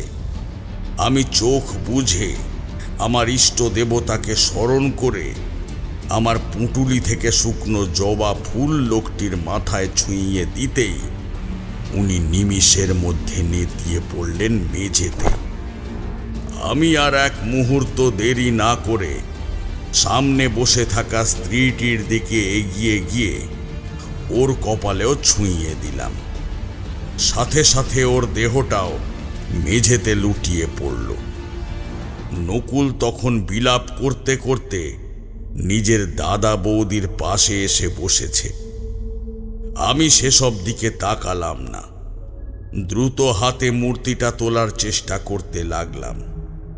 আমার দেখা দেখি নগেন্দ্রবাবু নিজেও কয়েকবার চেষ্টা করলেন, নিজেদের একত্রিত সর্বোচ্চ শক্তি প্রয়োগ করেও মূর্তিটা এক বিন্দু পরিমাণ সরাতে পারলাম না। ঠাকুর, মূর্তি যে কিছুতেই সরছে না, এখন কি হবে? আবার চেষ্টা করতে হবে, দাঁড়ান দেখি। এই বলে মূর্তিটা তুলতে অনুভব করলাম অন্য কেউ মূর্তির অপর প্রান্তটা ধরেছে, কিন্তু নগেন্দ্রবাবু তো মেঝের ওপর বসে হাঁপাচ্ছে। তাহলে অন্যদিকে কে মূর্তিটা ধরেছে ভাবতে ভাবতে আমি মুখ বাড়িয়ে সামনের দিকে তাকাতে দেখি নগেন্দ্রবাবুর বাড়ির সেই কুলপুরোহিত। উনি স্মিত হেসে আমার দিকে তাকিয়ে রয়েছেন। উনি বললেন, আপনাকে বলেছিলাম না, আপনার বিপদে আমি ঠিক আপনার পাশে থাকব। আমি মূর্তিটা হাতের মধ্যে তুলে নিতেই অনুভব করলাম মূর্তিটা থেকে এক অদ্ভুত তেজস্ক্রিয়তা নির্গত হচ্ছে, কিন্তু আমার শরীরে বিশেষ প্রভাব বিস্তার করতে পারছে না। আমি সেসব ভাবনা সরিয়ে রেখে লোকটিকে প্রশ্ন করলাম, আপনি তো আর জীবিত নেই, তাহলে এই কাজে সাহায্য করবেন কিভাবে? আর আপনি? এখন আর এইসব কথা বলে লাভ নেই। আগে আসন্ন বিপদ থেকে গ্রামকে উদ্ধার করতে হবে, না হলে পুরো গ্রামটা শ্মশানে পরিণত হবে। ওনার কথায় আমি ভালো করে তাকালাম ওনার দিকে। উনি তখনও বিষণ্ণ হাসি মুখে আমার দিকে চেয়ে রয়েছেন। এদিকে আমাদের কথার মাঝে একটা প্রচণ্ড ঝাঁকুনি অনুভব করলাম। তাকিয়ে দেখলাম ভূমিকম্পের মতো পুরো ঘরটা দুলছে। সেই সাথে ঘরের প্রতিটা জিনিস এদিক থেকে ওদিকে গড়িয়ে যাচ্ছে। আপনি আর দাঁড়াবেন না, এই মূর্তি নিয়ে এই বাড়ি থেকে বেরিয়ে যান, না হলে আপনার সাথে সাথে এই মানুষগুলো প্রাণ হারাবে। আমি আর এক মুহূর্ত অপেক্ষা না করে বাড়ির বাইরে এসে উপস্থিত হলাম। এখন দিনের আলোয় দাঁড়িয়ে মূর্তিটার মধ্যে কোনো অলৌকিক ভাব অনুভব করতে পারলাম না। কয়েক মিনিট পর নগেন্দ্রবাবু বাইরে বেরিয়ে এলেন। উনি এসেই উদ্বিগ্ন কণ্ঠে জিজ্ঞাসা করলেন, আপনার কিছু হয়নি তো? না, তবে আমাদের দেরি করা ঠিক হবে না। আমি পুরাতন মন্দিরের দিকে এগোচ্ছি। আপনি রমেন খুঁড়োকে নিয়ে আসুন, ওনার সাহায্যের বড় প্রয়োজন আমাদের। সে না হয় ঠিক আছে, কিন্তু আপনি পুরাতন মন্দির চিনবেন কি করে? আর তাছাড়া ওদিকে তো কেউ যায় না, তাই পথ দেখিয়ে আপনাকে কেউ নিয়ে যেতেও পারবে না। তাহলে যাবেন কি করে আপনি? আমি ঠিক পথ দেখে চলে যেতে পারবো, আপনি সেই বিষয়ে চিন্তা করবেন না। কিন্তু আপনি আর দেরি করবেন না, রমেন খুঁড়োকে ওই মন্দিরে নিয়ে যাওয়ার ব্যবস্থা করুন। আমার কথায় আর কথা বাড়ালেন না নগেন্দ্রবাবু। উনি সামনের পথ ধরে রমেন খুঁড়োর বাড়ির উদ্দেশ্যে রওনা দিলেন, আর আমি জঙ্গলের পথ ধরে মন্দিরের উদ্দেশ্যে হাঁটা লাগালাম। ঘন বন জঙ্গলে নিস্তব্ধ শীতল পরিবেশের মধ্যে শুকনো পাতার ওপর আমাদের চলার কারণে খসখস শব্দটা বেশি করে কানে আসতে লাগলো। মানে আপনি তো একাই গিয়েছিলেন তাহলে? আমি তো ওই পুরনো মন্দিরের রাস্তা চিনতাম না, তাই স্বপনবাবুর আত্মাই আমায় পথ দেখিয়ে নিয়ে যাচ্ছিলেন। অনেকটা পথ হাঁটার পর দেখতে পেলাম গাছ গাছালিতে ভরা একটা ভগ্নপ্রায় মন্দির দাঁড়িয়ে রয়েছে। আমি সেদিকে এগিয়ে যেতে মনে হলো একটা বিচ্ছিন্ন জগতে এসে পড়েছি। দিনের বেলাতেও কেমন একটা যেন অন্ধকার ছেয়ে রয়েছে চারপাশে, সাথে গা শিরশিরে অনুভূতি। আমি দেবী মূর্তিটা মন্দিরের চাতালে রাখতেই এক ঝাঁক কাক কাঁ কাঁ শব্দ করে মন্দির চাতালে এসে বসল। আমি ক্ষীণ কণ্ঠে সেদিকে তাকিয়ে জিজ্ঞাসা করলাম, এই মন্দির কে খুলল? গ্রামের মানুষ তো কেউই এদিকে আসে না। এখন আপনার কাছে এই বিষয় আর লুকিয়ে লাভ নেই। আসলে সবটাই আমার ভুল আর অতিরিক্ত কৌতূহল। ছোট থেকেই এই মন্দিরের বিষয়ে বহু কথা আমি শুনেছিলাম। ভেবেছিলাম নিজের চোখে দেখব কেমন করে এই দেবী এই মন্দিরে বন্দী হয়ে আছেন। তাই সময় বুঝে সকলের চোখের আড়ালে আমি মন্দিরের দরজা খুলেছিলাম বহু কষ্ট করে। আর সেই সাথে গ্রামের জন্যে বড় বিপদ ডেকে এনেছিলাম। সেদিন দরজা খোলার পরপরই অদ্ভুত একটা অনুভূতি নিয়ে আমি জ্ঞান হারিয়েছিলাম। যখন জ্ঞান ফিরল তখন মন্দিরের গর্ভগৃহের বেদি আমি ফাঁকাই দেখেছিলাম। আমি কিছু না পেয়ে ফিরে গিয়েছিলাম, কিন্তু তারপরই তো দেবীর মৃত্যুলীলা শুরু হয়। সব আমার কারণেই হয়েছে, আমার জন্যই এত মৃত্যু। দয়া করে আপনি এই বিপদ থেকে গ্রামবাসীকে উদ্ধার করুন। কথাগুলো বলে স্বপনবাবু বাতাসে মিলিয়ে গেছেন। আমি মনে মনে ইষ্ট দেবতার নাম জপ করতে লাগলাম। আমি চোখ বন্ধ করে থাকলেও বুঝতে পারলাম আমার চারপাশে কেউ ক্ষিপ্র গতিতে ঘুরছে। ঠাকুর আছেন আপনি? আমরা এসে গেছি। নগেন্দ্র বাবুর ডাকে চোখ খুলে তাকালাম। দেখি উনি ধরে ধরে রমেন খুঁড়োকে আনছেন। এতটা পথ আসতে রমেন খুঁড়োর অবস্থা প্রায় খারাপ হয়ে গেছে। নগেন্দ্রবাবু অতি সাবধানে মন্দিরের চাতালের ওপর রমেন খুঁড়োকে বসিয়ে দিলেন। উনি চাতালে রাখা মূর্তির দিকে তাকিয়ে বললেন, আপনাকে যে পুজোয় বসতে হবে, এই দেবীকে আবার এই মন্দিরে স্থাপন করে মন্দিরের দরজা চিরকালের জন্য বন্ধ করে দিতে হবে। কিন্তু পুজোর সামগ্রী? উনি আমার কথার রেশ ধরে নগেন্দ্রবাবুর হাতে ধরা থলির দিকে নির্দেশ করলেন। আমি সেদিকে তাকাতে নগেন্দ্রবাবু বললেন, পুজোর সব সামগ্রী এতে আছে, আর কালো শাড়িও রয়েছে। সেটা পরেই আপনাকে পুজোয় বসতে হবে। আমি ওনার হাত থেকে থলিটা নিয়ে মন্দিরের পিছনের দিকে গিয়ে নিজের বস্ত্র ছেড়ে কালো শাড়িটা ধুতির মতো জড়িয়ে নিলাম।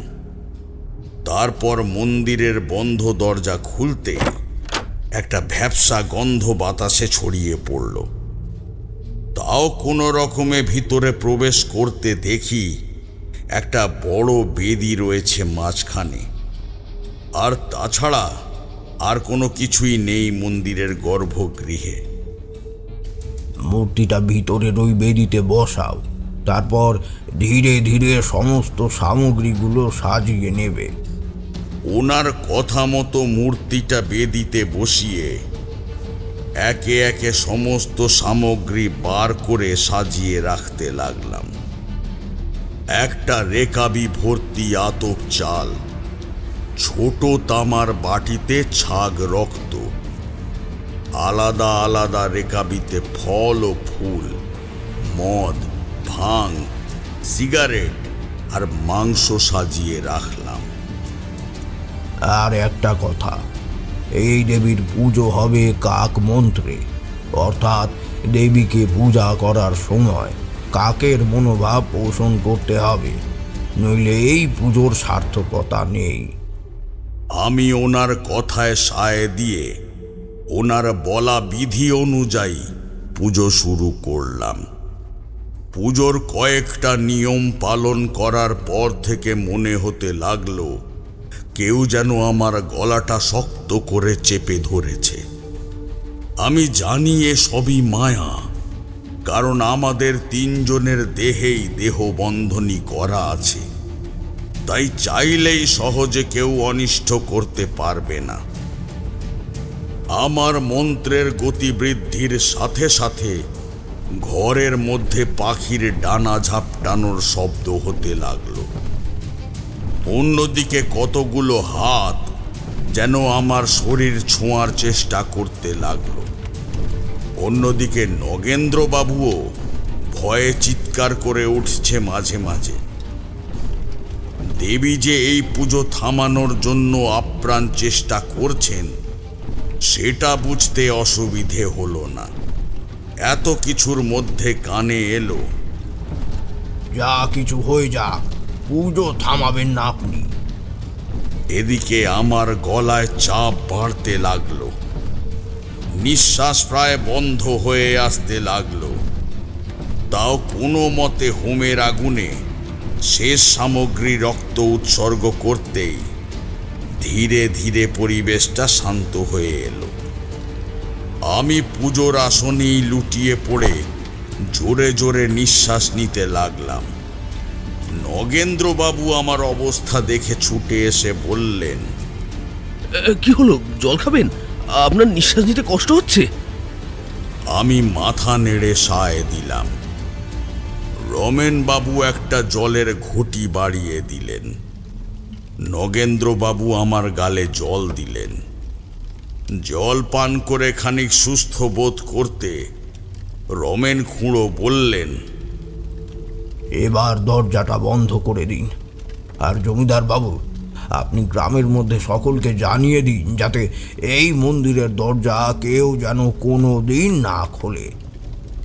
এই যাত্রায় বেঁচে গেলেও পরের যাত্রায় দেবী কিছুতেই ছেড়ে দেবেন না।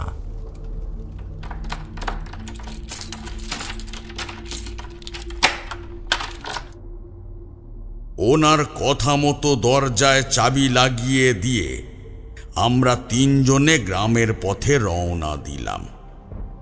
তবে এরপর আর স্বপনবাবুর আত্মার কোনো দেখা আমি পাইনি। হয়তো দেবীর বন্দি দশায় উনি মুক্তি পেয়ে গিয়েছিলেন। তাহলে ওই মন্দিরটা এখনো বন্ধই আছে? হ্যাঁ। আর কেউ যদি গেটটা আবার খুলে দেয়? সে সম্ভাবনা কম, কারণ সেই চাবি আমার কাছে রয়েছে। তবে তারপরেও কেউ যদি নিজের কৌতূহল মেটাতে গায়ের জোরে সেটা খুলে ফেলে, তবে কিন্তু পুরো গ্রামের মৃত্যু নিশ্চিত। থাক, সেসবের দরকার নেই। কিন্তু আপনি বললেন না যে পাশের বাড়িতে ওই সময় কোনো দেবদেবীর পুজো হচ্ছে? আমার কথায় তারানাথের মুখটা আবারও গম্ভীর হয়ে গেল। উনি শান্ত কণ্ঠে বললেন, দেবী ধূমাবতীর। কিন্তু গৃহস্থ বাড়িতে যে ওনার পুজো হয় না, তাহলে? হ্যাঁ, হয় না বটে, তবে নিজের স্বার্থ রক্ষা করার জন্য বড় তান্ত্রিক দিয়ে ধূমাবতী দেবীর আরাধনা করছেন ওনারা। আশেপাশের সকলে এই দেবীর বিষয়ে বিশেষ জানেন না, আর ওনারাও কাউকে কিছু বলেননি। তবে ওনাদের স্বার্থ সিদ্ধি করতে গিয়ে আবারও বড় বিপদ ঘটবে। হয়তো দেবীর রোষ এসে পড়বে আমাদের ওপরেও। কিন্তু ঈশ্বর যেমন একদিক থেকে ধ্বংস করেন, অন্যদিকে আবার নতুন করে সৃষ্টিও করেন। ওনার কথায় আর বিশেষ উত্তর দিতে পারলাম না আমরা। দুজনেই মনে একরাশ ভয় নিয়ে চুপ করে বসে রইলাম। পাশের বাড়ি থেকে তখনও শঙ্খ আর কাঁসরের শব্দ ভেসে আসছে।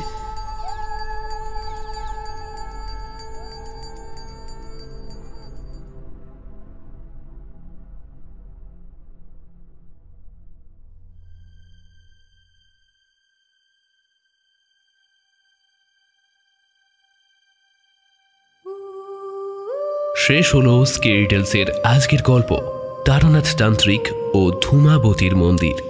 গল্পটা যারা এতদূর শেষ পর্যন্ত শুনলে, তোমরা কে কোথা থেকে শুনলে অবশ্যই কমেন্ট করে আমাকে জানাও। আমাকে চাইলে ইনস্টাগ্রামে ফলো করতে পারো। আমার ইনস্টা আইডি ডেসক্রিপশনের উপরে দেওয়া আছে। এছাড়া স্কেরি টেলসের সমস্ত লেটেস্ট গল্পের আপডেটস পেতে এখনই ফলো করো আমার হোয়াটসঅ্যাপ চ্যানেল। আজকের গল্পটা তোমাদের কেমন লাগলো অবশ্যই আমায় কমেন্ট করে প্রত্যেকে জানাও। ভালো লেগে থাকলে গল্পটাকে লাইক করো এবং ভিডিওটাকে সবার সাথে শেয়ার করে নাও।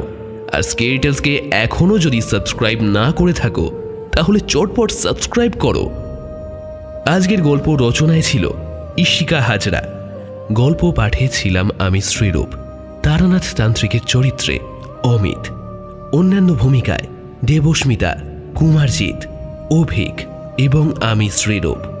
গল্পের সাউন্ড ডিজাইন 62 FPS স্টুডিও।